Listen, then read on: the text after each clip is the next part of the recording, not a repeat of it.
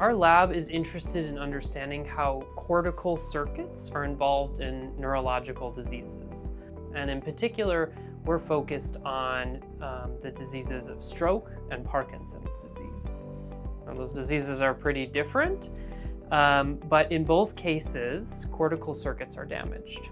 And in both cases, we're interested in understanding how that process occurs so that we might target those pathways for interventions to try to treat symptoms that patients experience.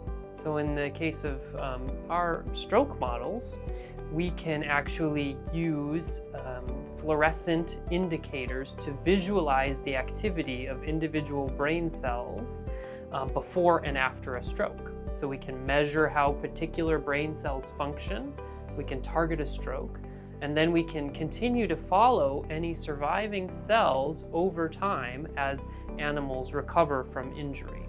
And that way we can get a really good sense of what changes are beneficial or maybe harmful in helping to restore function after an injury like stroke. In the case of Parkinson's disease, we are trying to model the pathology that happens. So Parkinson's disease is a neurodegenerative disease, and aging is the biggest risk factor for it.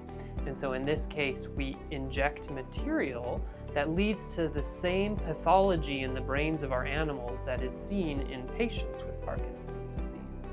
And then we can use those same techniques, visualizing cells in brains and following how the activity or structure of those cells changes over time as the pathology of Parkinson's disease progresses. We're really focused on trying to alleviate disability and treat symptoms that are currently not well served by therapeutics. Our lab is relatively young lab, but we hope that over time we can work towards that goal, translating our knowledge of what's happening to brain circuits into a treatment for patients in the clinic.